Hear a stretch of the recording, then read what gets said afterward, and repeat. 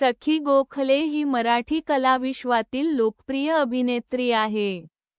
दिल दोस्ती दुनियादारी या मालिकेतून ती घराघरात पोहोचली. या मालिकेत तिने साकारलेली भूमिका प्रेक्षकांच्या पसंतीस उतरली होती. सखी मराठीतील सुप्रसिद्ध अभिनेते मोहन गोखले आणि शुभांगी गोखले यांची एकुलती एक मुलगी आहे. सध्या रंगभूमीवर तिचं वरवरचे वधूवर हे नाटक जोरदार सुरू आहे.